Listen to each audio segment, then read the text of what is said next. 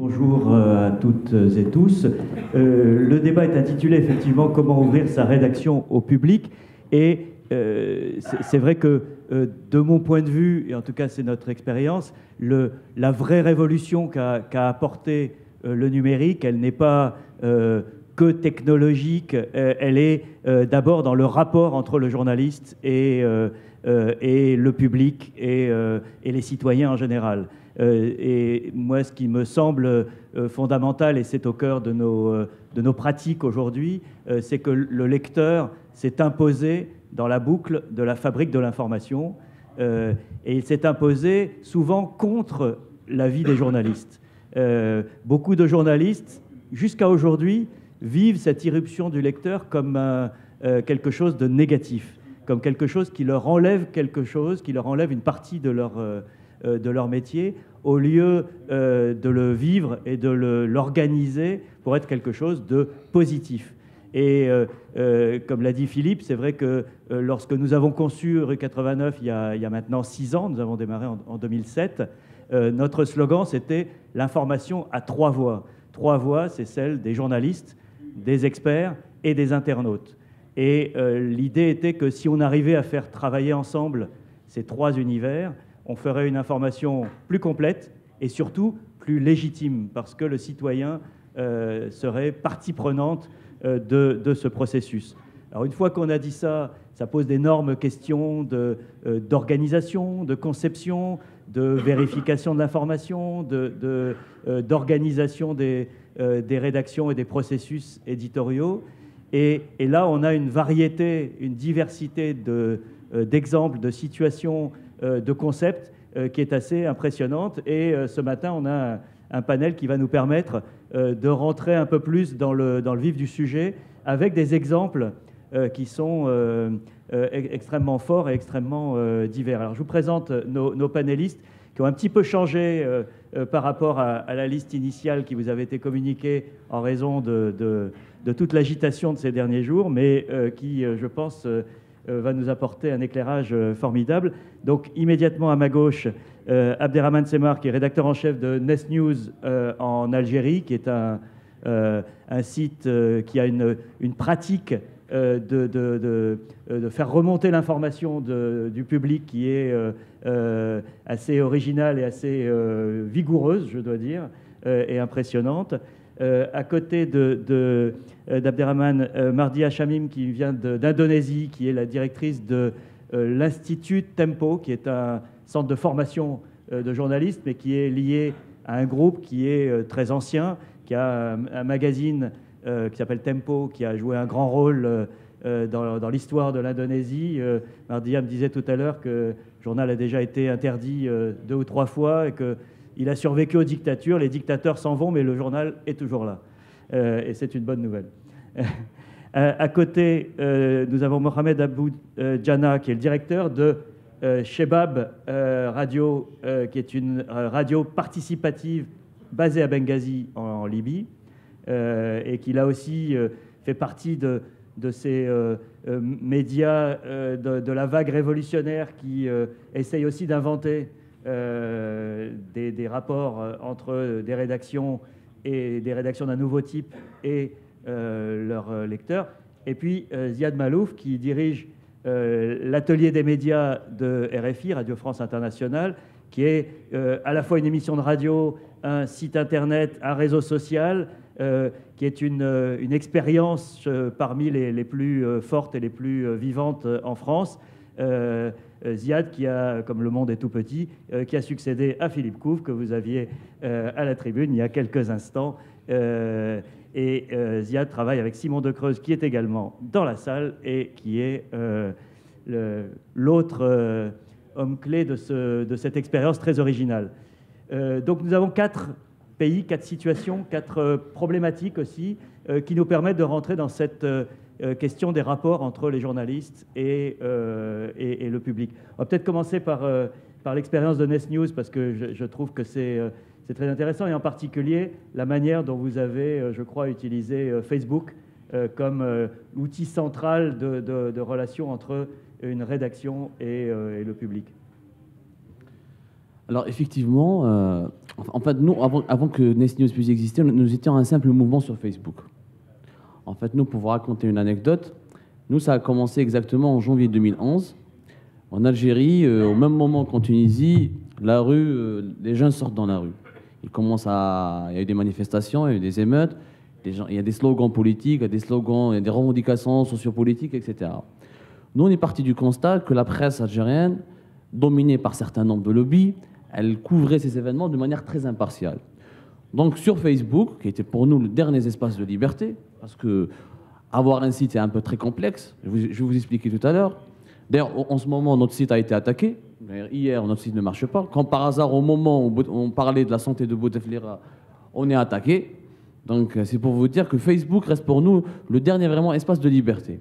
On a fait une page Facebook et on a entamé une démarche participative. C'est-à-dire on lance des appels aux citoyens, on se constitue un réseau de fans, et ce sont ces fans-là qui nous envoient des photos, des vidéos, des témoignages écrits et des diaporamas. Nous, on recouple, on collectionne toute cette info et on la met à la disposition des lecteurs.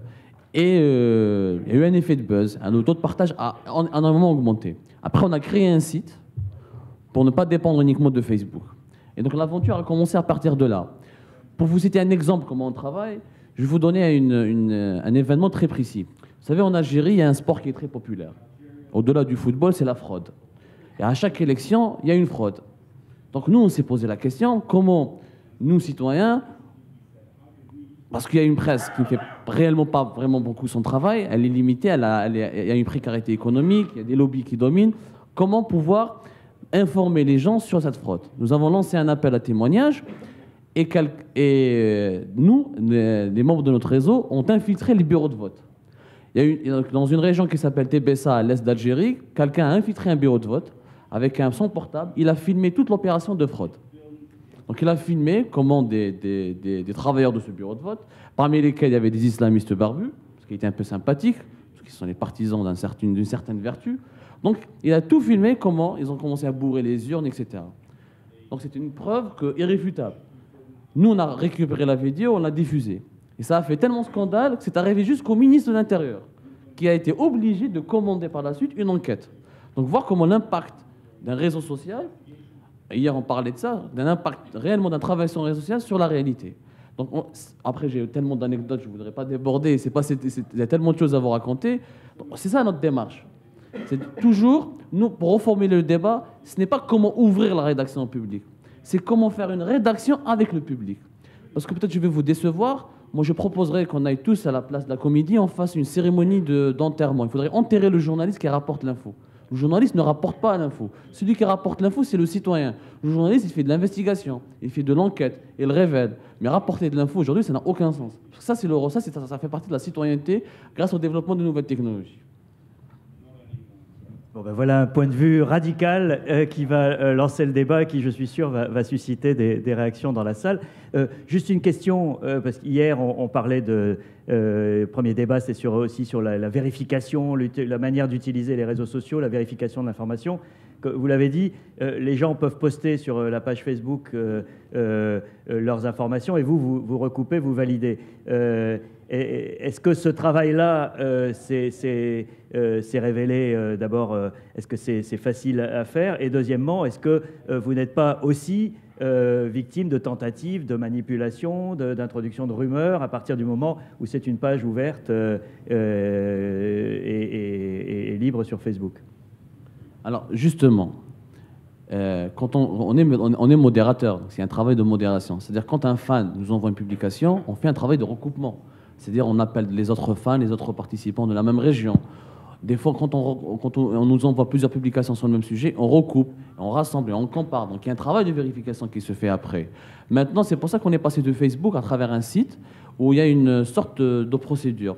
Des gens cliquent dans un site. Bon, j'aurais aimé vous montrer, mais comme on a été piraté, je ne sais pas ce qui s'est passé. Donc, ils rentrent sur le site, ils s'abonnent, ils envoient. Nous, sur un système, on reçoit. Et enfin, il y a un travail de vérification. Maintenant, sur la rumeur, je l'ai dit hier et je le redis. Il faut faire un débat là-dessus. Nous, on a fait notre petite enquête sur ce qu'on appelle les hoax, etc. Le principal diffuseur de ces rumeurs, ce sont les services de renseignement, ce sont des agents du gouvernement, des pouvoirs en place. Nous, on sait très bien, ils ont créé des faux profils, ils ont créé d'autres pages Facebook. Aujourd'hui, par exemple, il y a une semaine, imaginez ce qui a été créé en Algérie. L'armée algérienne électronique. Rapidement, ils ont financé cette page, rapidement, elle a 300 000 fans. Alors, comment peut-on aimer une page qui s'appelle Armée électronique algérienne ? Et bizarrement, cette page, elle diffuse tout le contraire de ce que nous, on essaie de diffuser.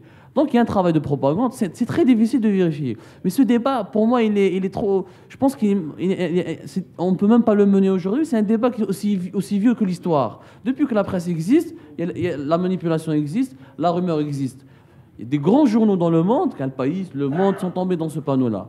Il faut toujours rester vigilant, il y a toujours des démarches, mais c'est inévitable. La manipulation, elle est inévitable. Il suffit juste quand il y a une erreur, de s'en excuser et d'essayer un travail après cela pour pouvoir échapper à tout ça. Mais il y a des mécanismes sur les réseaux sociaux. Aujourd'hui, on sait qui manipule qui. On sait qu'il y a un investissement énorme, notamment dans les pays du Maghreb, comme en Algérie, où les pouvoirs en place investissent énormément d'argent pour contrecarrer ces groupes qui font du média participatif et qui essaient de défendre ceux qui n'ont pas de droit, ceux qui n'ont pas de parole. Merci. Effectivement, ce matin, j'ai essayé de me connecter à Nest News et c'est impossible depuis hier. Mardia, je le disais, Tempo, c'est un magazine qui a plus de 40 ans, qui a joué un grand rôle avec des enquêtes sur notamment la corruption, sur des scandales politiques assez importants. Comment est-ce qu'aujourd'hui, dans la société indonésienne actuelle, avec l'irruption des nouveaux médias, vous intégrez cette question de la participation du lecteur? Hello, bonjour. Thank you very much for having me here. Merci de votre invitation. En tant que média traditionnel, si vous voulez, une presse écrite, certains nous disent qu'il y a une baisse. C'est vrai qu'il y a un déclin et en moins de 10 ans, le nombre de lecteurs a baissé très fortement et le nombre de lecteurs en ligne augmente par contre.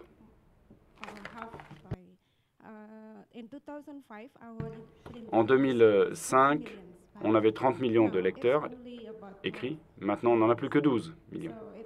Donc, c'est vraiment une baisse dramatique. On ne peut pas faire grand-chose. On peut uniquement passer au numérique. C'est tout ce que l'on peut faire. Alors, ce que l'on va faire, c'est que tous les jours, on suit Twitter, Facebook, nous avons des communautés et on essaie de glaner des informations de blogueurs, d'activistes qui tweetent et on les invite à visiter nos bureaux le mardi en général, parce que le mardi, nous avons nos réunions hebdomadaires et nous avons également notre réunion quotidienne. Et donc, on peut dialoguer avec ces gens-là. Alors, je ne suis pas très bonne au micro, donc je vais plutôt utiliser des photos pour vous expliquer ce que l'on fait, parce que je ne suis pas très bonne oratrice. Do you have it?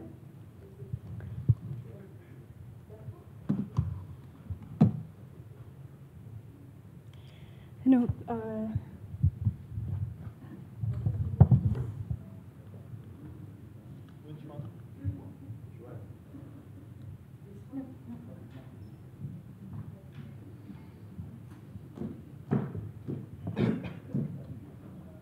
Petit souci de coordination, patience.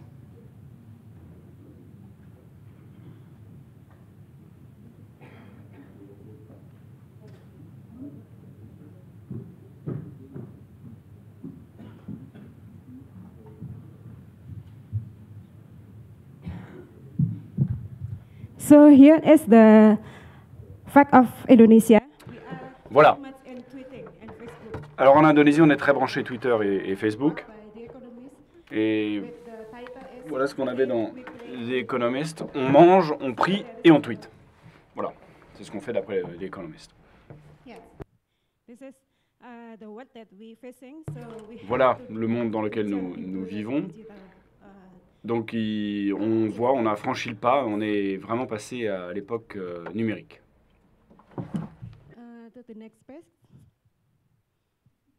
So, Tempo is well known for investigative report. Alors Tempo est connu pour ses rapports d'investigation, ses enquêtes d'investigation.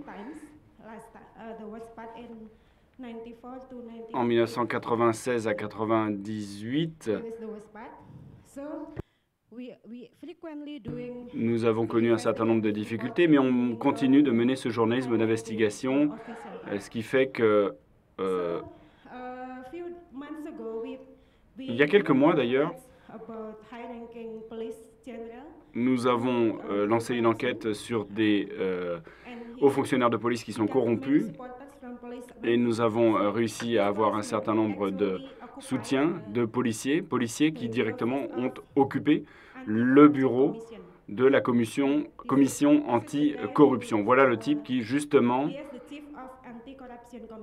qui est chef de la commission anti-corruption. Donc le général corrompu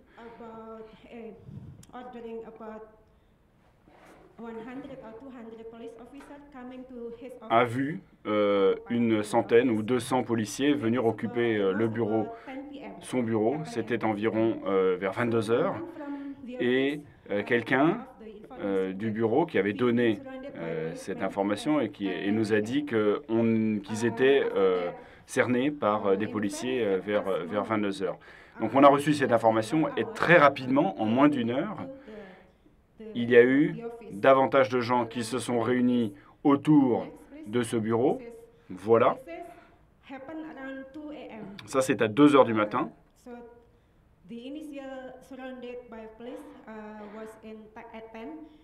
Donc, au départ, les policiers sont arrivés sur place à 22 heures et ensuite, il y a tous ces gens qui sont arrivés plus tard dans la nuit. On le voit, ils ont déployé cette bannière en disant « il faut faire plus pour la commission anti-corruption ». Ça vous montre la puissance des médias numériques, des médias traditionnels qui peuvent vraiment renforcer des mouvements sociaux. Ensuite, voilà l'information qui a été envoyée à partir de 22 heures en disant « venez dans notre bureau ». Nous sommes entourés par la police, etc. Donc tout le monde a voulu participer et est venu directement au fameux bureau. Voilà donc comment on arrive à toucher les jeunes, parce que les jeunes finalement ne lisent pas tant que ça. Malheureusement, en Indonésie, la lecture n'est pas très développée. C'est quand même très différent de l'Europe et des États-Unis parce que vous avez l'habitude de lire et puis ensuite vous avez l'avènement du numérique. En Indonésie, les choses sont un peu différentes. Ce qui se passe, c'est que nous subissons ces nouvelles technologies, nous sommes attaqués par les téléphones portables, si vous voulez. Et au final, tous les jours, dès lors qu'il y a un événement, on le présente sur un compte Twitter point par point. Ce qui fait que les gens ne veulent pas lire. Pourquoi on fait ça? On fait ça parce que les gens ne veulent pas lire, enfin les jeunes notamment ne veulent pas lire une histoire ou un article entier, ils veulent simplement lire des morceaux d'informations qui se suivent les uns après les autres. Donc voilà pourquoi on fait ça pour les jeunes. On dit que pensez-vous de l'Indonésie, que voulez-vous que votre pays devienne, etc. Donc Tempo, c'est devenu un véritable mouvement parce que dans l'ère numérique, il y a beaucoup de jeunes qui ne veulent pas s'attaquer directement aux institutions, ne veulent pas être rattachés à telle ou telle institution. Donc on dit clairement que nous sommes indonésiens, nous sommes l'Indonésie, les Indonésiens, nous ne sommes même pas Tempo ou quoi que ce soit. On dit nous sommes les Indonésiens. Donc on arrive à parler aux jeunes directement et il y en a beaucoup qui nous aident ou qui participent aux formations à l'écrit, formations au journalisme. Et c'est comme ça justement qu'on arrive à travailler avec les jeunes. L'objectif, c'est d'essayer de recruter plus d'une centaine de blogueurs qui pourront rédiger et suivre nos études, notre cours de journalisme. Beaucoup, c'est très intéressant. Exemple suivant, Mohamed, avec la radio Shebab à Benghazi. Raconte-nous peut-être l'histoire de cette radio, comment elle est née. Well, I'll repeat in English. Yeah. Can you tell us the story of this radio, how it was born, and your practice, what's your project, and the context in which it develops? Oh, okay.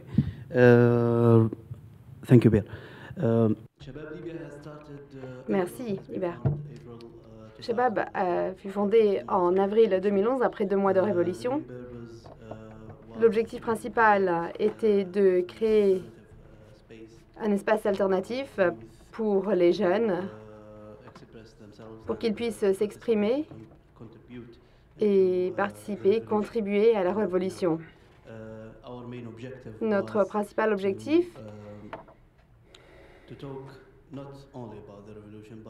était de parler non seulement pendant la Révolution, mais également d'aider les jeunes à participer au processus démocratique qui allait advenir.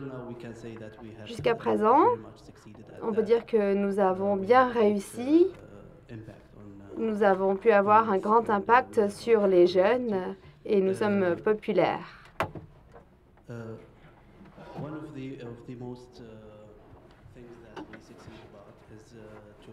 Un de nos plus grands succès, c'est la participation des jeunes aux médias et leur contribution à la station radio. Nous pensons que la station radio devrait être participatoire, un espace où tout le monde, en particulier les jeunes, puissent participer et s'entraîner. Le défi a été d'accepter les plus jeunes, en particulier ceux qui font des études de médias et ont l'ambition de devenir des journalistes. Nous essayons de nous concentrer sur eux et de les former grâce à l'aide de notre personnel ou bien avec la participation des ONG internationales.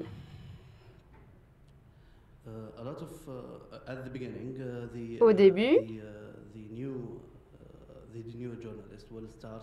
les nouveaux journalistes commencent avec des émissions préenregistrées et ensuite, une fois qu'ils ont reçu une formation et qu'ils ont atteint le niveau requis, ils peuvent participer aux émissions en direct où ils peuvent répondre à des appels et réagir à des invités en temps réel dans les studios. En ce qui concerne notre salle de rédaction, nous pensons que le public devrait pouvoir participer à la station radio pour qu'elle soit plus animée, qu'elle soit plus à l'écoute de la rue.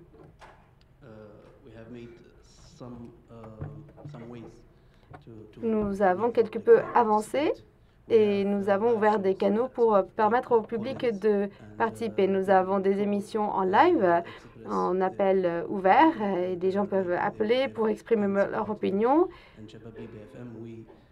Chez Babib FM, nous considérons que les informations que nous recueillons auprès de Facebook et de Twitter ne sont pas vraiment des informations. Ce sont seulement des indicateurs de ce qui se passe. Ensuite, il incombe aux journalistes de sortir et de faire leur enquête. Nous avons également mis au point un site Internet. Nous avons repris cette idée d'Al Jazeera. Ils ont une adresse mail spéciale et un site Internet où vous pouvez poster des blogs à travers leur site. Donc nous avons mis cela en place, mais à cause du manque de vraies infrastructures en Libye, l'Internet haut débit n'est pas très disponible. Alors parfois, nous n'avons pas des vidéos de très bonne qualité. Comment faites-vous pour gérer des événements chauds? Par exemple, à Benghazi, il y a encore quelques jours, il y a eu des affrontements avec une milice, il y a eu 30 morts. Et donc, dans des situations comme ça, comment est-ce qu'une radio qui prend des appels en direct, qui prend des contributions ouvertes, peut gérer la vérification de l'information et peut gérer le débat public dans des situations qui restent conflictuelles?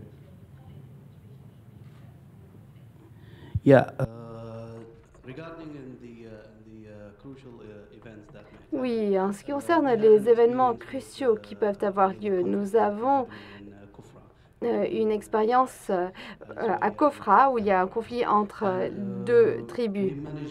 Et nous avons réussi à couvrir l'événement pendant 4 heures en direct. Nous avons reçu des appels de la ville d'Al-Kofra qui décrivaient ce qui se passait autour d'eux et parfois ils confirment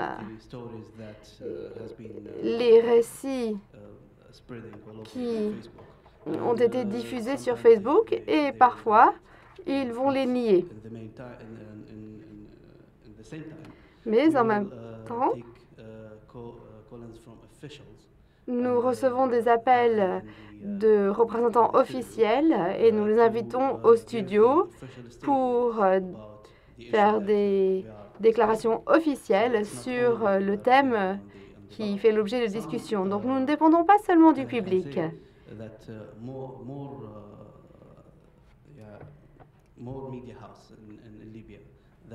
Il y a de plus en plus de maisons de médias en Libye. Et Facebook est au cœur de leur salle de rédaction. Et beaucoup vont tomber dans le piège de prendre les informations de Facebook comme source crédible. Et nous, ce n'est pas notre mode opératoire chez Pepabib. Nous les considérons seulement des indications sur ce qui se passe. Par ailleurs, nous essayons toujours d'obtenir les déclarations officielles et nous les confirmons. Et nous mettons l'accent plus sur les déclarations officielles que sur les appels reçus. Et quand quelqu'un dit quelque chose au téléphone au cours d'une émission diffusée en direct, nous soulignerons que c'est son propre récit et que ce récit ne peut pas être confirmé. How many people are you? Combien êtes-vous à Radio Shabab? Comme c'est entièrement bénévole, personne n'est rémunéré. Donc c'est entre 20 et 30 jeunes, entre les âges de 20 ans et 30 ans. Et est-ce que vous avez l'intention de vous étendre à d'autres villes? Parce que là, pour l'instant, vous êtes à Benghazi. Ah ben, pour l'instant, nous sommes fermés, même à Benghazi, parce que nous ne sommes pas vraiment les bienvenus auprès de certaines entités.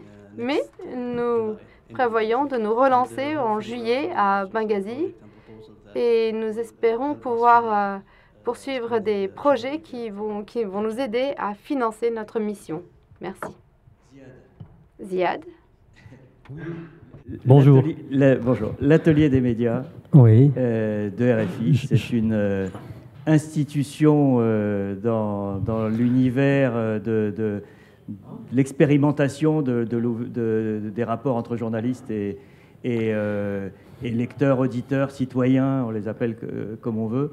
Une modeste institution par rapport à RE 89, mais en tout cas une tentative. Mais expérimentale. Alors raconte-nous à la fois le concept et puis quelques exemples de la manière dont ça marche. Alors, les exemples de la manière dont ça marche, en fait, j'ai demandé qu'on montre un petit peu le site de l'Atelier des médias. C'est dommage parce que j'ai demandé aussi à notre communauté de tweeter et de saluer la conférence 4M via un de nos groupes Facebook secrets et fermés qu'on utilise pour gérer une partie de nos communautés. Mais là, secret et fermé. Secret et fermé, oui. C'est pas très... Alors, en fait, nous avons énormément de pages ouvertes et publiques, et on a également des groupes secrets et fermés qui nous permettent de travailler avec des personnes du monde entier de manière discrète. Alors, j'imagine que ça n'est pas suffisamment discret pour la NSA, mais pour l'essentiel du public, c'est suffisamment discret et c'est extrêmement pratique. Donc, l'Atelier des médias, en fait, c'est tout d'abord une émission radio qui a été créée autour d'un site internet qui est toujours le même. En fait, à l'époque, c'est une solution qui s'appelle Ning, qui permet de créer des réseaux sociaux privés, c'est-à-dire que c'est toi qui es Mark Zuckerberg pour le réseau, c'est toi qui décides de qui va pouvoir faire quoi, qui va pouvoir publier quoi. Et par rapport à Facebook, c'était pas mal en avance parce que ça permettait énormément de choses. Ça permettait d'écrire des vrais articles, d'avoir des vrais blogs avec des boutons sociaux qui se sont ajoutés au fur et à mesure. Une fonctionnalité qui n'existe pas encore d'ailleurs sur Facebook, parce que les gens qui écrivent leurs articles sur Facebook, ça veut dire que c'est pratiquement perdu pour l'Internet et perdu pour les autres. Donc c'est vraiment un lieu où on peut produire. C'est également, si on remonte tout en haut, un lieu où on peut avoir un forum. Donc les gens peuvent venir poster des discussions. C'est un lieu où on peut mettre des photos, des vidéos, etc. Et donc l'idée, c'était de se servir de ce réseau social pour produire une émission avec l'audience, parce que auditeurs, lecteurs, etc., ce sont des mots extrêmement passifs. Audience, déjà, c'est un peu plus actif. Il y a des gens qui utilisent aussi web acteur. Ça, c'était un terme inventé par Francis Pisani, qui est un des chroniqueurs de l'émission. Alors, qu'on avait entendu l'année dernière. Ouais, nous on l'entend toutes les semaines. Tu as parlé d'expérience et je pense que c'est le mot important. L'idée, c'était de se mettre en condition, et c'était une idée de Philippe en plus, et Philippe l'a expérimenté pendant 2 ans, se mettre en condition d'écouter, se mettre en condition d'accompagner la production des autres. Alors ça ne veut pas dire qu'on va réussir dans tout, ça ne veut pas dire que ça va être simple, ça veut dire en revanche que tu finis par tirer des leçons. Et des leçons qui, à l'échelle de notre laboratoire, sont extrêmement importantes, parce que c'est un petit laboratoire, l'Atelier des médias, mais à l'échelle de notre média peuvent être des leçons essentielles. RFI, c'est une radio qui emploie 800 personnes dans 13 langues. C'est une radio qui s'est mariée à une télé. Aujourd'hui, on est 1200. Et du coup, ce laboratoire peut servir d'exemple. On peut tirer des leçons, on peut voir comment ça fonctionne. Encore faut-il que le média plus grand sache écouter ou veuille écouter. Là, c'est la vraie question que ça pose. Donc, nous, dans les leçons qu'on a tirées de notre expérience Atelier des médias, qui continue, on s'est rendu compte que, étant une petite équipe, c'était extrêmement difficile de gérer une communauté très très grande. Alors, je dis gérer, c'est pas un très joli mot, mais en tout cas d'interagir et de tirer profit. Concrètement, pour un journaliste radio, faire du participatif sur une émission hebdomadaire, c'est du travail en plus. C'est pas du travail en moins. C'est pas. Alors, ça va apporter, c'est de l'enrichissement de contenu, mais c'est une gestion de communauté. C'est pour moi typiquement, je vais inviter des gens. 4 jours ou 3 jours avant de les recevoir, il faut que j'ai déjà préparé mes entretiens pour pouvoir présenter le fait qu'ils vont venir dans un papier qui va inciter les gens à interagir et à leur poser des questions. Donc c'est un temps c'est un travail qui m'oblige à m'organiser différemment et qui m'oblige à prendre de l'avance et qui m'oblige évidemment à travailler plus, parce que quand une communauté on a 13 000 personnes inscrites sur le site pose des questions, évidemment on ne va pas avoir 13 000 questions, mais on va en avoir une quarantaine. Donc en plus de la préparation normale de mon interview, il faut que j'aille voir les questions, que je sorte les plus intéressantes, que je les édite, que je dise qui les a postées et puis que je les remette dans mon conducteur normal, enfin dans l'entretien, etc. Donc c'est vraiment un travail en plus. Donc de ces leçons qu'on a tirées sur le fait que c'est très difficile pour une petite équipe de gérer le tout venant, parce que l'Atelier des médias, tout le monde peut s'inscrire, tout le monde peut interagir, on a fait un autre truc qui s'appelle Mondoblog, qu'on est en train de voir là, qui est plutôt un club fermé. C'est-à-dire que là, on sélectionne les gens et on les accompagne de manière beaucoup, beaucoup plus proche. On va sélectionner une centaine de personnes chaque année, et donc des blogueurs. Mais blog, en fait, c'est un des avatars d'Internet. Internet, on est tous en train de faire la même chose quand on est sur Facebook, quand on est sur Twitter, quand on est sur un blog. On est tous en train, en gros, de produire du contenu, d'utiliser du code pour diffuser et partager avec le reste du monde. Donc, c'est une communauté de blogueurs qu'on gère et qu'on forme également. Et ça, c'est une des manières aussi d'interagir avec la communauté.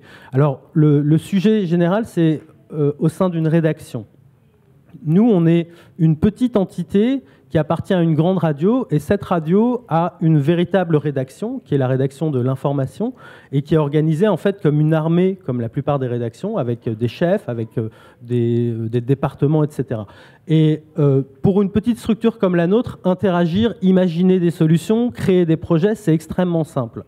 Pour une grosse structure comme une rédaction où il y a 300-400 personnes, et surtout une organisation qui a été pensée avant Internet, pour la plupart, avant les réseaux sociaux, si on se place à une échelle plus courte, c'est extrêmement difficile. Et ça pose en fait une question fondamentale, et c'est là où ça devient vraiment difficile, c'est quelle place on peut donner à ces personnes-là, et la sous-question de quelle place on peut donner à ces personnes-là dans leur interaction, dans l'apport qu'ils vont nous donner, dans la production qu'elles et ils vont faire, c'est qui sommes-nous, en fait?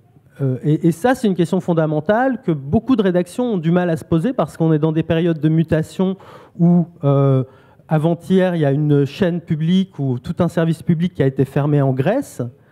Aujourd'hui, il y a un journal d'opinion qui s'appelle d'ailleurs L'Opinion, c'est ça, ça s'appelle L'Opinion, en France, qui a titré « Doit-on fermer France Télévisions ?» avec, en présentant ça comme une fiction, mais moi, je sais fondamentalement que c'est une idée qui circule, et c'est une idée qui ne circule pas que chez des antidémocrates, c'est aussi une idée qui circule chez des gens qui ont des projets privés dans la presse et qui disent pourquoi l'État a ses propres médias et pourquoi l'État ne nous aide pas, alors que, et tu le sais très bien, nous ne nous en sortons pas. Nous n'avons pas de moyens, nous n'arrivons pas à vivre. Donc il y a des idées qui circulent, il y a des idées qui circulent qui sont fondamentales sur qui sommes-nous, quelle est notre place dans le monde, quel est notre rôle, est-ce que nous sommes légitimes dans ce que nous faisons, et les médias qui arrivent à gérer ces questions, et les médias qui savent gérer ces questions, ce sont en général les médias qui arrivent aussi à se développer et à gérer la relation avec les audiences. Merci, c'est effectivement très intéressant. Alors, tu rejoins d'une certaine manière le débat qu'a lancé Abderrahmane. Mais moi, je ne suis pas d'accord avec ce qu'il a dit sur l'enterrement du journaliste. Enterrer le journaliste, parce que c'est vrai que... Non,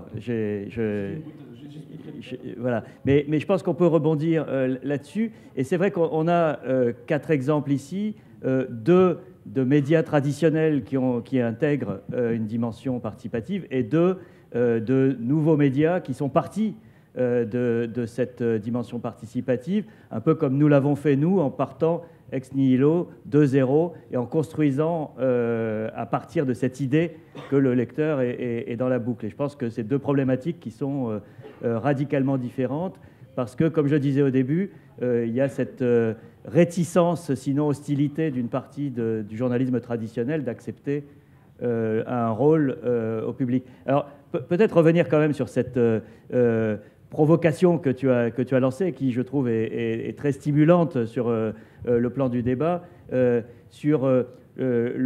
que pendant longtemps, il y a eu cette idée que le journalisme citoyen allait remplacer le journalisme. Moi, je ne suis pas d'accord avec ce concept. Je pense que les deux sont très largement complémentaires et doivent travailler ensemble.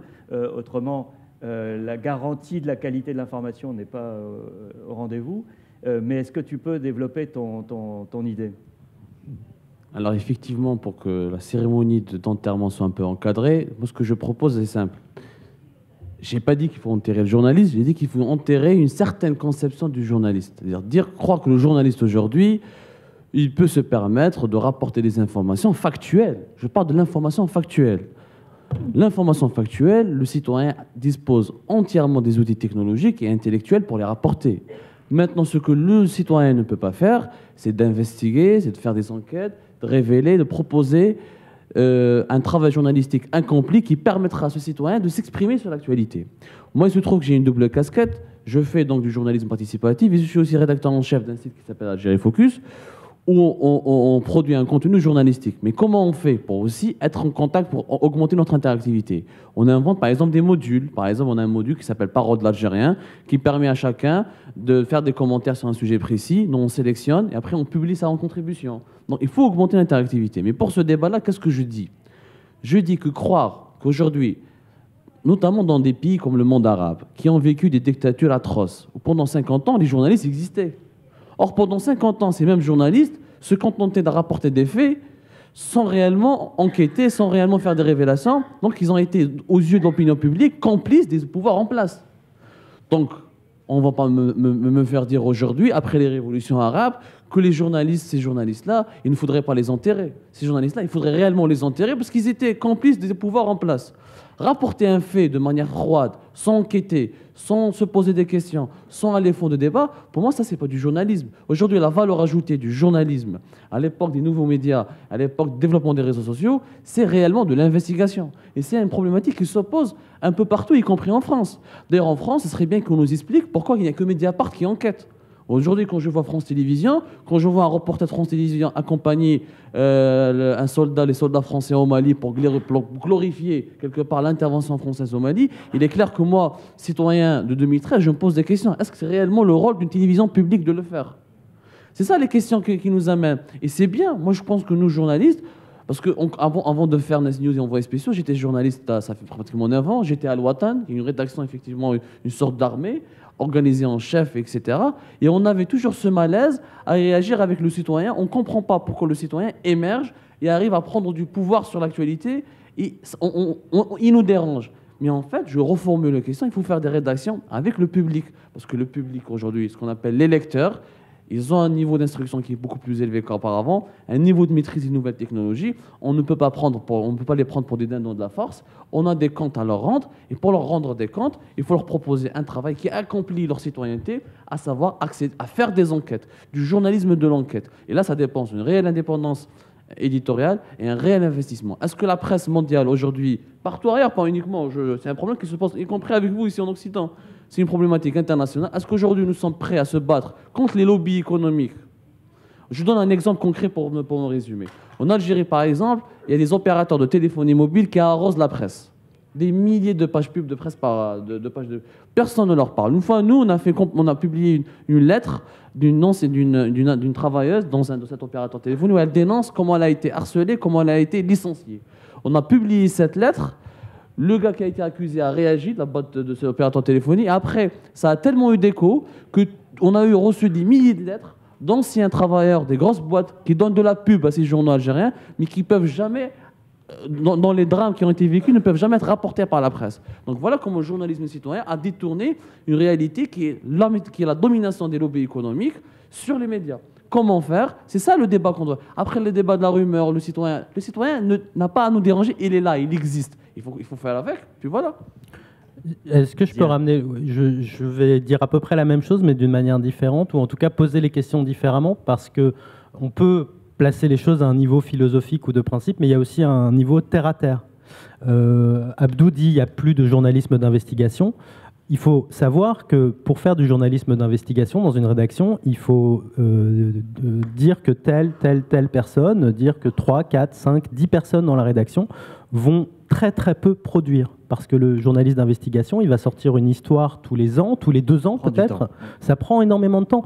Dans une organisation de médias aujourd'hui où plus personne n'a d'argent, où plus personne ne gagne d'argent, où plus personne ne sait comment on va gagner de l'argent et quel est notre avenir, dire que 1, 2, 5, 10 personnes sont dédiées à un travail qui va produire une histoire par an ou 2 histoires par an, alors qu'un média doit produire, en fonction de son rythme, 50, 100 histoires par semaine ou par mois, ou 50, 100 histoires par jour parfois, c'est un rêve. Et c'est là où je voudrais revenir à ce qui nous occupe aujourd'hui, parce que là, on dérive un petit peu. Le participatif, le public. Moi, la leçon, j'ai oublié de le dire tout à l'heure, la seconde leçon que j'ai tirée de nos expériences, c'est que c'est très facile de mettre en place des dispositifs de participation. Enfin, aujourd'hui, on n'a même plus besoin de les mettre en place. Nous, à l'époque, on a eu la chance, finalement, de ne pas miser sur Facebook, qui était trop petit, et on est ravis parce que l'idée de dépendre entièrement de Mark Zuckerberg, c'est pas rassurant du tout, parce que c'est une dictature, en fait, Facebook, dans la manière dont il gère les choses. Du jour au lendemain, ils peuvent vous virer votre page parce qu'il y a des gens qui ont montré des nichons dessus, etc. L'autre enseignement, c'est qu'aujourd'hui, c'est simple, mais la simplicité est un leurre. Pour gérer des communautés, pour gérer des gens, pour tirer profit de...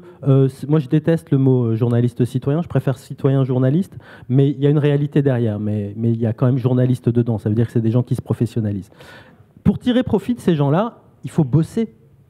Il faut bosser, et ça prend du temps, et il y a plein de gens qui doivent bosser dessus.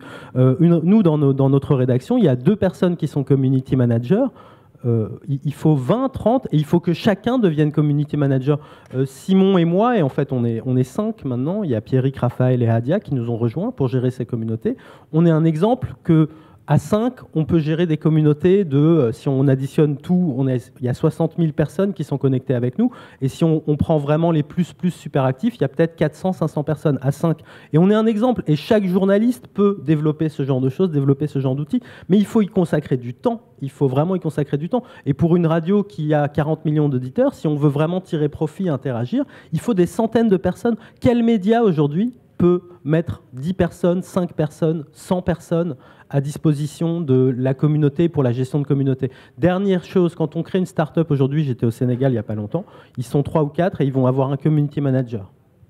Donc quelqu'un qui... Non, ouais, oui. Donc t'imagines à l'échelle de grands médias, si on faisait la même chose aujourd'hui, et question pour toi, est-ce qu'à Rue 89, quand vous avez imaginé ce trio, est-ce que vous avez doté en ressources humaines ce trio de gestion de la communauté? Est-ce qu'il n'y a pas des gens qui ont bossé 24 heures sur 24 chez vous pour gérer cet aspect communautaire? J'allais y venir. C'est vrai que dans ce que tu as dit, moi je retiens une chose que nous avons essayé de mettre en œuvre, c'est que chacun est son community manager. Et que cette dimension du participatif, elle est inhérente au métier de journaliste dans une rédaction comme la nôtre. Il n'y a pas des gens qui font du participatif et des gens qui font du travail journalistique classique. Alors c'est plus facile pour nous parce qu'effectivement nous sommes une création ex nihilo et qu'il n'y a pas eu besoin de transformer une rédaction traditionnelle en une rédaction participative. Et c'est là que peut-être tu peux, puisque tu avais le micro, garde-le, mais comment, tu as évoqué ça tout à l'heure, les leçons que vous avez tirées de votre labo, comment vous arrivez à irriguer le reste, les 800 ou 1000 journalistes dont tu parlais, mais en fait, on devient irriguer ces bonnes pratiques, ces modes d'organisation, etc. On fait du prosélytisme, on prêche, et ça prend énormément de temps et c'est extrêmement compliqué. Et c'est pas parce que les gens sont rétifs, c'est parce que d'abord il y a quelque chose dans l'ADN d'une rédaction qui fait qu'il y a un rejet. En fait, dans ma rédaction en tout cas, et je pense que c'est le cas de la plupart des rédactions dans le monde, il y a un rejet naturel de cet autre, et qui est aussi parce que cet autre pose des questions fondamentales auxquelles on n'a pas forcément envie de réfléchir. Quelle place on lui donne? Quelle responsabilité on prend dans ce que disent les autres qui se disent nos amis, etc., etc. Donc moi, concrètement, à chaque fois qu'on me demande mon avis, j'en parle. Même quand on ne me le demande pas, j'en parle. Quand il s'agit de réfléchir ensemble, je produis des documents où je dis, voilà, il faudrait mettre le participatif au cœur de la rédaction. Il faut irriguer. Il ne faut pas faire des changements brutaux. Il ne faut pas aller dans un sens bille en tête. Il faut irriguer, il faut essayer de faire comprendre petit à petit aux gens quel est le changement auquel on fait face, en quoi c'est une chance pour nous, en quoi ça peut être un danger aussi. Il ne faut pas être, naïf. Ça pose des questions fondamentales et parfois, quand tu réfléchis bien, tu te dis... ça pose aussi la question de ta survie, de la pertinence de ton existence, etc. Il faut se poser ces questions. Et il faut aussi réfléchir en termes de qui sommes-nous. Nous sommes un service public. Nous, on n'est pas dans un esprit utilitaire. On est dans un esprit où on va donner aux gens et on va... donc, ceux qui s'en sortent le mieux, j'ai l'impression, c'est ceux qui ont une vraie utilité à gérer des communautés et à générer du trafic à partir de ces communautés. C'est-à-dire qu'ils vont vraiment construire leur modèle économique avec la gestion Ils vont construire leur modèle économique à partir de l'apport que vont apporter ces communautés. Dans des médias comme le mien, où c'est moins prégnant, où c'est moins important et où on n'est pas dans une problématique de modèle économique, ça va prendre du temps. Mais voilà, j'essaye en fait, moi, mais on est des dizaines, de conseiller, de dire il faut qu'on fasse ça, il faut qu'on s'ouvre en fait, il faut qu'on s'ouvre le plus possible. Oui. Un petit mot de... Vas-y, et ensuite nous passons aux questions de la salle. Sur ce que disait, effectivement, il y a un grand investissement. Moi, personnellement, des fois, j'ai des nuits blanches. Je passe des nuits blanches sur les réseaux sociaux. On passe on passe pas des week-ends en famille. C'est réellement, il y a un grand investissement. Après, il y a le côté militant qui, donc, dans des pays comme les nôtres, on voit ça comme étant une nécessité existentielle. Parce qu'on est confronté à un espace public fermé et on lutte pour libérer la parole citoyenne, pour pouvoir qu'il y ait réellement une information libre. Donc on est à deux dimensions différentes. Après, sur le modèle économique, on a vu, peut-être on en discutera tout à l'heure au cours de ces rencontres, il y a de plus en plus le modèle de financement participatif, de plus en plus de rédactions qui demandent, quand ils associent, quand elles savent comment associer les lecteurs, elles réussissent à les convaincre de financer eux-mêmes les reportages. Et ça commence à bien marcher. Nous, par exemple, à algeriefocus.com, on va faire le tour de l'Algérie. On a demandé sur KissKissBank un financement et on a eu quand même 3 000 €. Alors que le paiement en ligne n'existe même pas en Algérie. C'est des Algériens de l'étranger qui ont payé ça pour qu'on aille faire des reportages en toute indépendance, sans avoir à aller voir l'institution en place ou les autorités, etc. Donc il y a des modèles. Il ne faut pas être toujours dans l'angoisse, dans l'inquiétude. Et ça ouvre des perspectives immenses. Il suffit juste de savoir comment associer ce lecteur qui n'est plus passif et qui est réellement actif. Merci. Alors, le participatif, c'est aussi la participation du public. Donc, si vous avez des questions, je pense qu'il y a pas mal de portes qui ont été ouvertes et de choses qui ont été dites qui peuvent susciter des réactions et des commentaires de votre part. Il y a un micro. Attendez le micro et présentez-vous. Qui veut commencer ?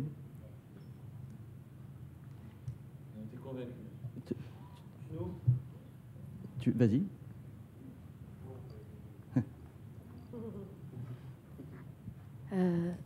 Mohamed Aboujanna, vous avez une radio en Libye qui s'appelle Radio Shabab.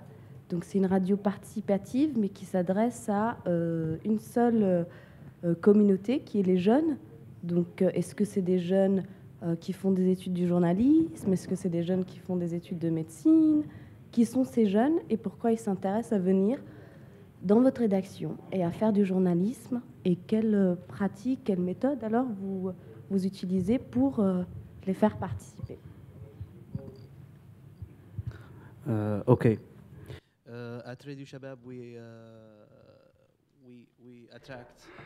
Alors, nous, on essaie de faire venir des jeunes, en effet, venant de différents horizons. Certains sont des ingénieurs ou font des études d'ingénierie, ou font des études de médecine ou autres, et plus de la moitié également sont étudiants à la faculté de journalisme. Ils souhaitent tous être impliqués dans les médias. Au départ, il s'agissait simplement de contribuer, de participer à la révolution, parce qu'ils ne voulaient pas aller se battre avec des armes sur le terrain. Donc ils ont voulu trouver une autre manière de se battre, à savoir le journalisme et l'information. Maintenant, à cette radio, nous voulons toujours développer leurs compétences. C'est l'objectif de la formation. Il y a beaucoup de formations en Libye, Deutsche Welle, entre autres, d'autres journalistes internationaux qui viennent.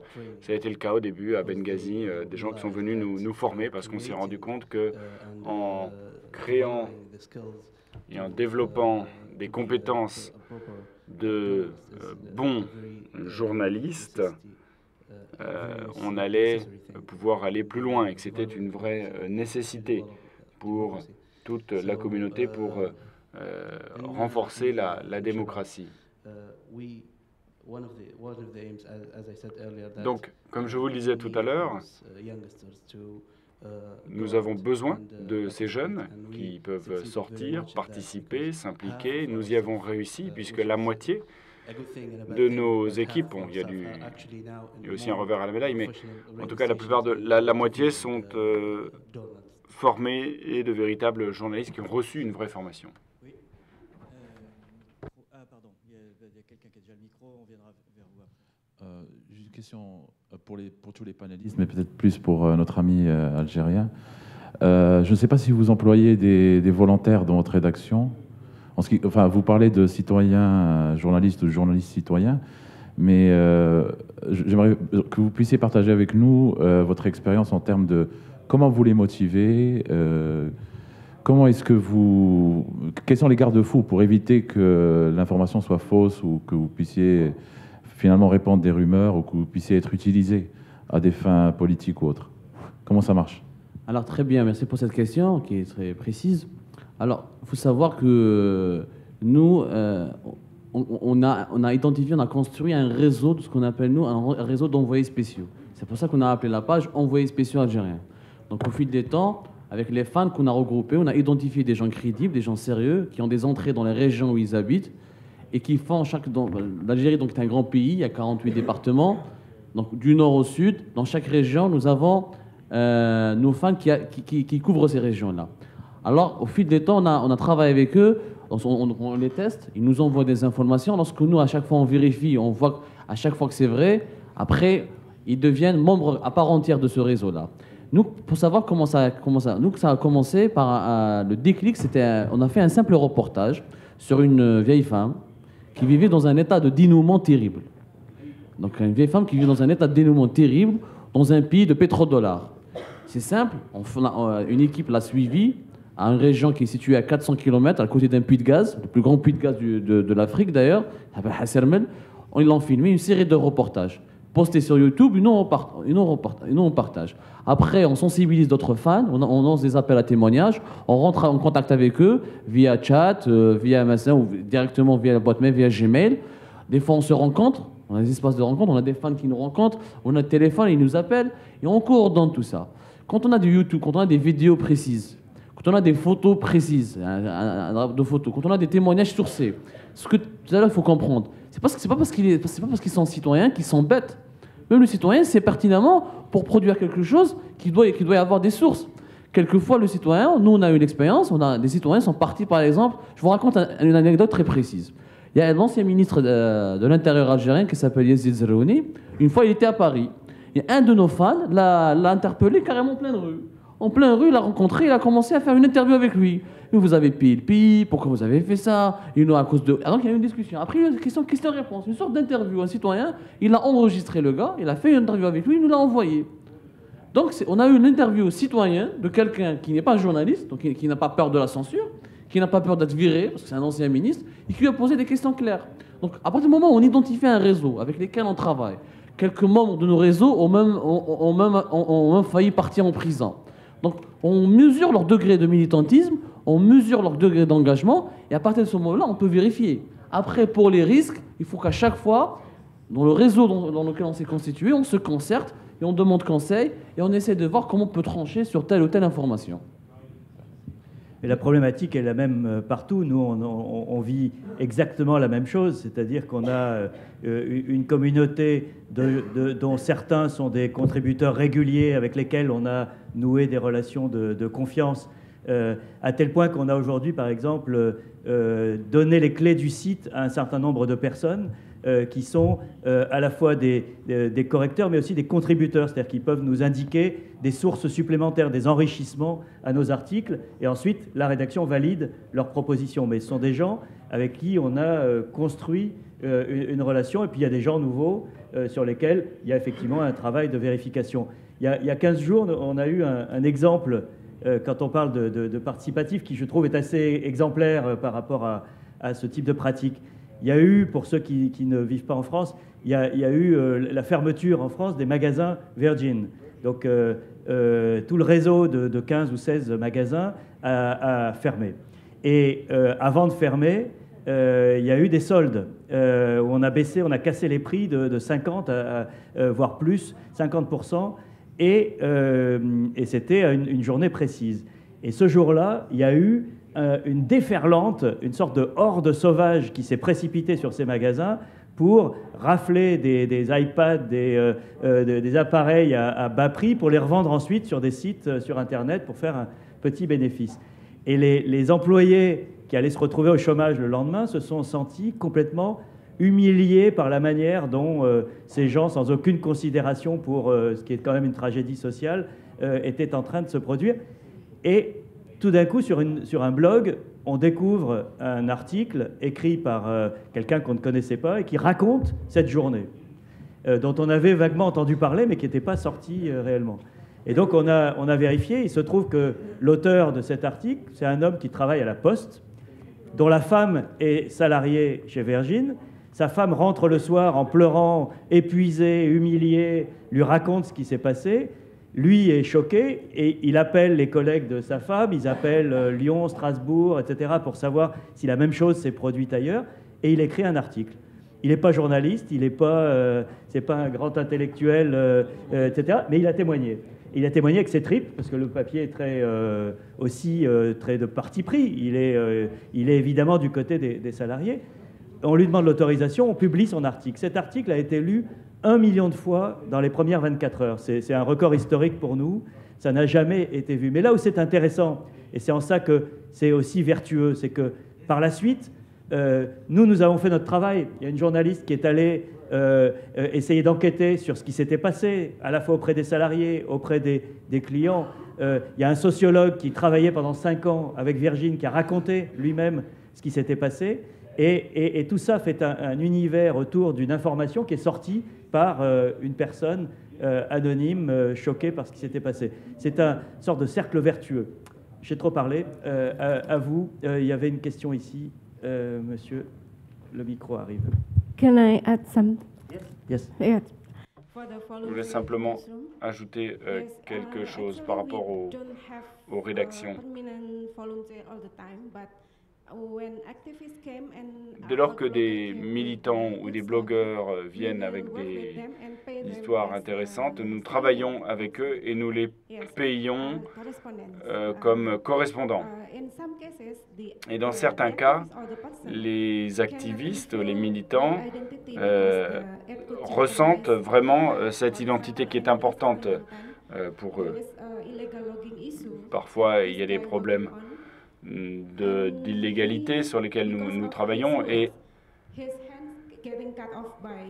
dans le cadre de ce qui avait été fait, cette personne avait eu la main coupée et donc son identité avait été bafouée, et donc il est venu à Tempo, il a pu rédiger des articles et raconter ce qu'il avait vécu. Donc c'est comme ça qu'on travaille avec les gens directement qui peuvent venir chez nous. Ensuite, en 1998, Tempo s'est rendu compte que les meilleurs défendeurs de Tempo, c'était la population.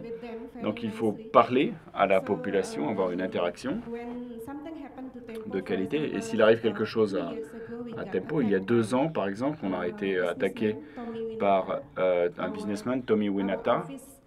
Notre bureau a été caillassé, notre responsable de l'édition a été violenté, etc. Et donc, l'idée, c'était d'impliquer les gens face à toutes ces réactions. Oui, je voulais juste demander, vous avez tellement d'informations qui vous viennent de partout. Est-ce que vous avez peur des fois de rater quelque chose de génial? Comment vous faites quand vous dormez? Donc, tout dépend de ce que la qualification, la définition que vous accordez au mot génial. Mais pour vous prouver qu'on rate pratiquement, nous, très peu d'informations importantes, je vous raconte une autre anecdote. On avait un ancien président algérien qui s'appelle Chadli Benjedid, qui est très connu en France aussi. C'est un personnage très frasque, un peu. Il est mort dans un hôpital militaire algérien, un établissement très secret, qui est situé à Alger, qu'on appelle l'hôpital Ain Nadja. C'est le Val-de-Grâce algérien. Voilà, le Val-de-Grâce algérien. Et nous, on a parmi nos fans les plus proches, parce que nous, ces citoyens deviennent pour nous des sources. On a 2 à 3 personnes qui sont médecins qui travaillent dans cet établissement-là et qui connaissent bien les rouages. Ils nous ont appelés, ils nous ont dit « donnez vite l'information, on est là, on a vu Chadli, on vient de nous dire qu'il est mort. » On a 2e fan qui est aussi médecin là-bas, confirme. Le 3e confirme. Et on a donné l'info avant tout le monde. Et c'est sorti chez nous avant tout le monde. Chadli Benjedid, il est mort. Donc pour vous dire que aussi, les citoyens peuvent être une source. Ils sont là, ils nous l'ont confirmé. Et nous, notre stratégie est la suivante. C'est de multiplier les membres, notamment dans les grandes institutions de l'État, où il règne, encore une fois, moi je précise, parce qu'on vient d'horizons très différents, nous, on vient de pays où il y a le culte du secret, où la communication, c'est l'État algérien le reconnaît, l'État algérien n'aime pas communiquer, il ne veut pas communiquer. La grande muette, l'armée c'est toujours la grande muette chez nous. Donc à cause de ce culte du secret, nous on privilégie cette approche. On veut avoir on essaie de multiplier, d'avoir des fans au sein des institutions qui nous permettent d'avoir des informations. Après on fait un travail de recoupement. On déplace qui est le même procédure que journalistique. Donc, est-ce qu'on dort bien sans rater des choses géniales? Moi, j'essaie personnellement de bien dormir. en espérant de faire des rêves géniaux, au lieu de rater dans la journée des choses qui ne sont pas géniales. Si on retourne, je ne vais pas répondre à la question. Enfin, en gros... La question, c'est comment tu dors. Ouais, très bien. Non, je voudrais revenir un tout petit peu... un truc qu'on n'a pas dit qui me semble essentiel, que moi, je vois très bien dans beaucoup de médias, c'est la tête.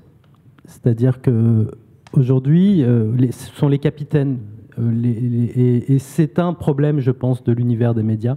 C'est-à-dire que la plupart des grands médias sont gérés par des gens qui sont parfois rétifs, souvent ne comprennent pas grand-chose au monde dans lequel on vit aujourd'hui et à la révolution, parce que c'est vraiment une révolution au moins aussi importante que l'invention de l'imprimerie, et probablement plus importante encore, celle de l'Internet. Et c'est très difficile pour les capitaines, pour les grands chefs de comprendre. D'ailleurs, ce n'est pas du tout l'apanage du journalisme. Hein. Je sais que dans le milieu de l'édition, c'est pareil. Dans le milieu de la musique, c'est pareil, etc.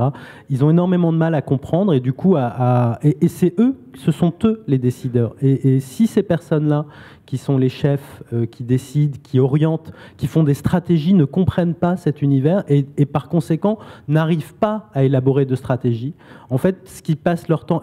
Depuis quelques années, grâce à Julian Assange et grâce au Printemps arabe, ils ont compris que ça n'était plus politiquement correct de dire dans les salons qu'on s'en fout. Donc maintenant, ils disent qu'ils s'en foutent pas, ils passent leur temps à expliquer que c'est hyper important, mais quand tu lis entre les lignes ou même quand tu écoutes quelques secondes ce qu'ils disent, tu comprends que, en gros, ils y captent rien, qui comprennent pas fondamentalement ce que ça révolutionne, en tout cas très rarement. Et du coup, ils n'ont pas de stratégie. Et du coup, tout ce qu'on fait, c'est cosmétique, la plupart du temps, dans les médias. On dit oui, il faut faire ça, il faut.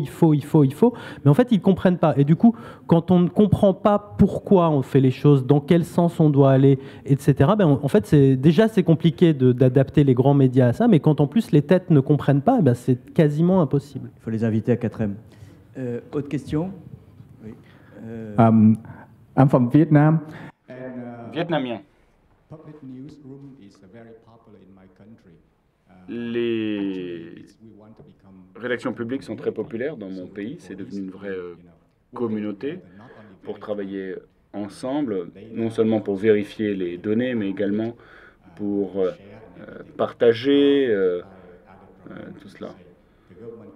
Pour rebondir sur ce qui a été dit, le gouvernement a créé une armée de la propagande, des dizaines de milliers, 24 heures sur 24, 7 jours sur 7, qui ils utilisent des tactiques dégoûtantes, ils utilisent des gros mots pour provoquer les gens, ils parlent d'autres sujets, rien à voir avec des articles.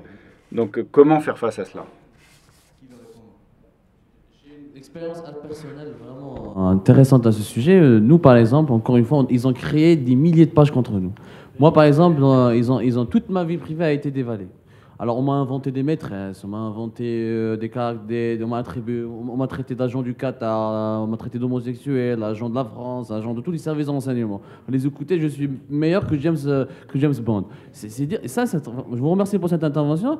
Aujourd'hui, il faut encore une fois dire, les réseaux sociaux qui en profitent encore, ce sont les pouvoirs en place. Ils en profitent autant, si ce n'est pas mieux, et de manière encore plus efficace que les citoyens eux-mêmes. Parce que c'est les pouvoirs en place. Je vous dis une chose, lors du 3e mandat d'Abdelaziz Bouteflika, qui est le président algérien, qu'est-ce qu'ils ont fait? Moi, j'ai fait un reportage, ils ont loué une villa luxueuse à Alger, un sous-sol, ils ont recruté des jeunes en informatique qui sont calés, ils les ont ramenés même de France, des gens franco-algériens, payés rubis sur ongle, et leur tâche, c'était quoi? D'infiltrer les sites internet, de faire de la veille, d'infiltrer les réseaux sociaux et de diaboliser tout celui qui critique, qui s'oppose au 3e mandat, et de poster des commentaires élogieux sur Bouteflika, promouvoir et ça a marché. Ça a marché. C'est-à-dire, eux, ils en profitent beaucoup mieux que nous. Alors, lorsque nous, on tombe dans l'erreur, on nous tombe dessus, mais lorsque le gouvernement s'amuse à faire cette propagande, très peu de personnes en parlent. Je trouve ça dommage et j'aimerais bien savoir pourquoi. Maintenant, deuxièmement, encore une fois, je le dis, dans des pays comme les nôtres, c'est du militantisme. Et nous, on n'hésite pas, comme peut-être Ziad, là, encore une fois, c'est une autre dimension, mais on n'hésite pas à bousculer les médias. Parce que les médias dans nos pays profitent du régime, sont reliés au régime. Je vous donne des exemples. Nous, par exemple, on a des rubriques où on s'attaque à la presse. On diagnostique ce que la presse fait. Par exemple, récemment, on a des télés privées, An-Nahar et Sholor pour ne pas les citer. c'est des télés qui produisent un contenu favorable au régime. Par exemple, lorsque des chômeurs algériens sortent dans la rue, qu'est-ce qu'ils font ces télés-là? Ils inventent des informations qui n'ont aucun sens. Par exemple, qu'un chômeur algérien, il a été entraîné en Suisse. Alors le pauvre chômeur algérien, il n'a même pas de quoi acheter un sandwich. Comment il peut aller à Genève? Il ne la voit même pas dans ses rêves, lui, Genève. Donc nous, on fait un travail de contre-propagande. Et on l'assume. C'est notre objectif, c'est notre combat, un travail de contre-propagande, parce qu'il y a des médias lourds qui bénéficient de ressources financières immenses à travers la pub et qui diffusent un peu n'importe quoi. Et chaque fois, on tourne en dérision ces médias, on prend leur une, par exemple, parce qu'il y a des erreurs. Et Dieu merci, on a débusqué des mensonges énormes. Des mensonges énormes. Alors, ces gens-là, on est dans un combat, et ce combat-là, nous l'assumons. Mardia, you want to... Okay. Thank you. My friend there is a prominent Merci. Mon ami est un grand blogueur underground au Vietnam, donc il connaît très bien la question. Alors, en Indonésie, les choses sont un peu différentes, parce qu'avant 98, nous avions cette expérience où les autorités étaient au pouvoir, maîtrisaient, contrôlaient l'information. Ensuite, les choses ont changé. Les autorités contrôlent moins les choses et on a vu les contrôles passer plutôt vers les grands patrons, etc., ou vers la police. Et donc, l'environnement a largement changé ou évolué. Il est encore plus dur de lutter contre ceux qui sont corrompus. C'est ça la véritable difficulté, c'est de lutter contre les corrompus. Mais dans cette situation, l'information claire, une information claire est nécessaire. Il faut que l'on soit un lieu de recueil d'informations et il faut que l'on continue à creuser, à déceler des scandales qui arrivent un peu partout. Et tout cela ne peut se faire qu'avec la participation d'activistes. Et donc, Tempo est beaucoup plus une entité activiste que militante que commerciale. Et c'est vrai qu'on en paye le prix. Notre business model n'est pas tellement bon. C'est une entreprise moyenne, mais disons qu'on arrive à s'en sortir avec les gens. C'est le prix qu'on doit payer comme médias traditionnels pour arriver à savoir ce qui se passe dans notre société. Alors je l'espère, nous allons réussir à développer un meilleur business model à l'avenir pour que tout le monde soit content. Juste un mot sur, donc évidemment, moi vivant en France, travaillant en France, je ne suis pas dans une position pour commenter des attaques de trolls du gouvernement, on appelle ça des trolls, et évidemment ça pose la question de comment on gère ce genre de choses. Vous aussi, enfin rue 89, si tu commences à nous parler des trolls de rue 89, on ne va pas terminer, mais ça pose des véritables questions. C'est inquiétant de voir des gouvernements qui ont compris, qui investissent massivement. Alors, si on se place dans une perspective d'histoire comparative, il y a une chose positive là-dedans, c'est que par le passé, quand les médias étaient verticaux et que les canaux de diffusion étaient totalement maîtrisés par les pouvoirs, le Vietnam et tous les autres pays, ce terrain et ce combat n'existaient même pas. Donc il y avait même pas, il fallait se battre pour faire circuler des papiers ou des choses qui avaient un impact très très faible. Au moins aujourd'hui, ce terrain existe. Et autre chose peut-être positive, alors on ne va pas rentrer dans le détail, il y a des gouvernements qui décident d'aller mener la bataille contre la liberté sur ce terrain, donc ça veut dire quand même qu'ils laissent ce terrain ouvert. Et moi, je ne suis pas prophète, mais je pense que ça va être très très difficile pour les gouvernements de mener la bataille contre la liberté sur ce terrain, et que la facilité, à mon avis, ça va être d'essayer de le fermer et de le contrôler le plus possible. Après, les gens qui pensent et qui combattent pour la liberté d'Internet, ils ont déjà des réflexions sur la création de réseaux autonomes incontrôlables, et ça finira par arriver. Donc, je comprends qu'ils se battent et je suis très inquiet de ces gouvernements. La Russie, il y a plein d'exemples dans les pays de l'Est qui ont compris le système. En même temps, je ne suis pas sûr que ce coup-là, ils vont gagner. Mohamed, yes, yes. I just want to talk about the experience in Libya. Un mot sur la Libye. Et sur Facebook. Facebook qui a un grand impact sur la communauté libyenne et l'information peut être diffusée beaucoup plus rapidement qu'à la télé et à la radio. Les milices en Libye se sont rendus compte que Facebook était un outil important depuis septembre dernier et depuis les émeutes de Benghazi. Ensuite, ils ont commencé à construire leur propre armée sur Internet et à attaquer ceux qui les critiquaient. Ils ont pu publier, par exemple, des documents contre les milices et les publier. Ensuite, suite aux événements qui ont eu lieu la semaine dernière, il y a eu des petites protestations devant certaines des milices. Et lorsque la nouvelle est sortie sur Facebook, en 2 heures, il y avait des centaines de jeunes qui se sont réunis devant cette milice pour essayer d'y pénétrer et pour essayer de les chasser de leur QG. Ce qu'il faut bien voir, c'est que suite à cet incident, l'armée des miliciens sur Facebook suit les militants qui sont au cœur de ça. Ils ont été menacés. Et donc, il y a plusieurs pages qui ont été fermées sur Facebook par ceux qui détenaient ces pages, tout simplement parce qu'ils avaient été menacés par les milices en question. Pardon, là-bas.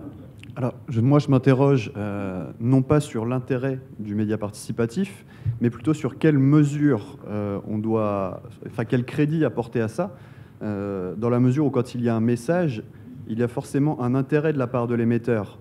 C'est-à-dire, est-ce qu'on doit tout laisser dire? Est-ce qu'on doit tout prendre en compte? Ou grosso modo, comme on a coutume de dire, à qui profite le crime quand il y a un message? Oui. Le crime, certainement, il profite un peu aux autorités, parce qu'on cherche... encore une fois, c'est une question que peut-être moi, Algérien, qui vient du monde arabe, a du mal à comprendre. On est dans un... Je ne sais pas si vous connaissez un peu, on est dans des pays où il est... Moi, par exemple, dans mon pays, il est interdit de manifester. Tu sors dans la rue, on te traite de terroriste, directement Al-Qaïda. Dès que tu sors dans la rue, tu deviens membre d'Al-Qaïda. Dans un pays où tu ne peux pas manifester, où la presse est fermée, même une presse indépendante. Quand on veut libérer la parole, je ne vois pas... Je crois qu'il y a un intérêt noble. Je crois vraiment qu'il y a un intérêt noble. Et du moins, on prétend défendre cet intérêt. Quand il y a des citoyens qui n'arrivent pas à accéder à des espaces d'expression sur les réseaux sociaux, sur Internet, effectivement, nous croyons qu'il est d'un intérêt national pour la société dans laquelle on vit, qu'il y ait un contre-pouvoir, qu'il y ait une information qui circule et qui circule réellement. C'est le plus important, parce que la citoyenneté sans information n'existe pas. Pour qu'il y ait une liberté d'expression, il faut qu'il y ait une liberté de s'informer. Donc, c'est notre premier intérêt. Après, s'il y a des dérapages, dans tout mouvement, dans toute activité humaine, il y a des inconvénients, certainement. Mais encore une fois, à l'étape où on est réellement au moment où le citoyen qui est rejeté, parce que le concept de citoyenneté n'existe pas encore dans des pays comme le nôtre, nous sommes en train de contribuer à le former. Je donne un exemple. Peut-être Zia, j'ai travaillé avec lui sur la question des cancéreux algériens. Tu te souviens dans les ateliers. Ils nous ont appelé de LFI. En Algérie, un pays de pétrodollars, il n'y a que quelques centres d'anti-cancer. Il y a des milliers de cancéreux qui meurent juste parce qu'ils attendent un rendez-vous en radiothérapie. Alors nous, on est partis avec des étudiants, on a fait un reportage, on a raconté le témoignage d'un cancéreux. Il raconte, ou sa parente, une de ses parents raconte, voilà comment je vais perdre mon père dans quelques jours, dans quelques mois, juste parce que dans mon pays riche, il n'arrive pas à se soigner. L'intérêt, cher monsieur, dans cette situation, c'est de sauver une vie humaine. Et je crois que je l'assume, et tant qu'on y existe encore, on s'engagera à essayer de promouvoir ce genre de combat. Nous n'avons aucunement honte de le dire, proclamer haut et fort. Juste un tout petit commentaire sur ça. La vraie question pour moi, c'est la véracité des informations. Si on commence à parler de point de vue, l'objectivité, etc., moi j'aime bien citer Pierre Bourdieu qui a écrit un livre qui s'appelle Le métier de sociologue et qui explique dans ce livre que il parle du sociologue. Le sociologue qui se croit objectif, c'est qu'il a donné sa subjectivité à quelqu'un d'autre. Donc la question du point de vue et de l'objectif des personnes, c'est une question qui se pose à toutes les personnes qui communiquent et qui n'est pas simple et qui ne se réduit pas, voilà. L'essentiel, c'est est-ce que l'information est vraie? Les intentions, c'est beaucoup plus compliqué et ça amène souvent à des procès d'intention. I have few, yeah. Quelques remarques, si vous me le permettez.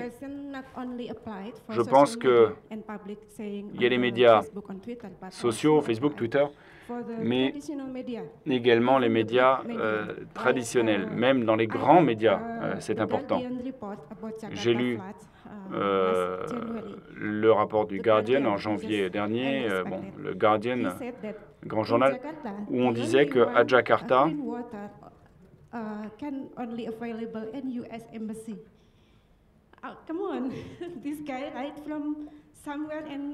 que Greenwater n'était disponible qu'à l'ambassade américaine. Mais je pense que ça n'est pas possible, c'est absolument faux. Et donc, il y a cette question de validité qui se pose, et elle ne se pose pas que pour les médias sociaux. Il arrive aussi aux grands journaux de dire des âneries. Merci. Et non pas d'âge. Merci beaucoup. Je pense que c'est un débat qui n'a pas évidemment épuisé le sujet, mais la conclusion pour moi, c'est que le journalisme est un combat, et le journalisme participatif encore plus, mais il est absolument vital de le mener pour l'avenir de ce métier. Merci beaucoup.